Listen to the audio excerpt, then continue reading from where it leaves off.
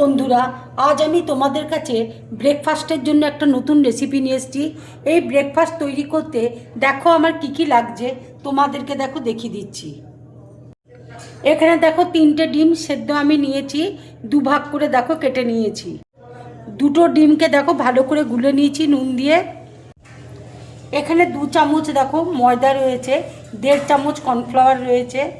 এখানে দেখো bread crumb রয়েছে, মেয়োনিজ আছে, নুন আছে, চিলি ফ্লেক্স আছে, এখানে অরিগেনো রয়েছে, কাশ্মীরি লঙ্কার গুঁড়ো রয়েছে, ঝাল লঙ্কার গুঁড়ো রয়েছে। এবার দেখো মিক্সির মধ্যে ডিমের কুসুমগুলো আমি দিয়ে দিচ্ছি। ডিমের কুসুমটা দেখো মিক্সির মধ্যে আমি দিয়ে দিলাম। সব ডিমের কুসুমগুলো দেখো মিক্সিতে দিয়ে আমি পেস্ট করে নেব। এবার দেখো মেয়োনিজ দিয়ে দিচ্ছি।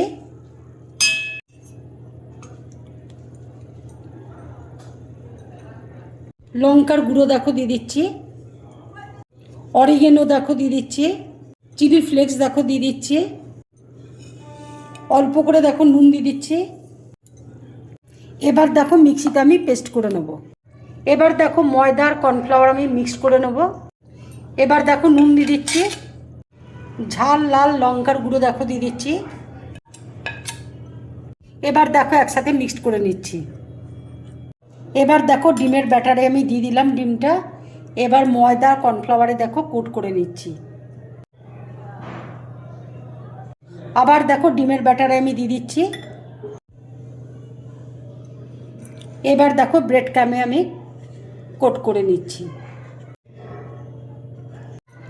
ব্রেড ক্রাম্বে দেখো আমি কোট করে নিলাম, প্লেটে এবার রেখে দিচ্ছি। সবগুলো স্ন্যাক্স দেখো তৈরি হয়ে গেছে। এবার আমি তেলে ভেজে নেব। কড়াই দেখো তেল দিয়েছি, তেল দেখো গরম হয়ে গেছে। এবার আমি স্ন্যাক্সগুলো ভেজে নেব।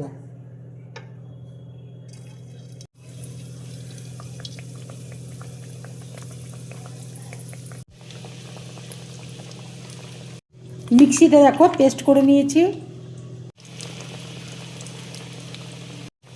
ভাজাটা দেখো হয়ে গেছে, এবার আমি তুলে নেব। সব ডিমগুলো দেখো ভাজা হয়ে গেছে। এবার দেখো ডিমের মধ্যে মেয়োনিজ আর ডিমের পেস্টটা আমি দিয়ে দিচ্ছি।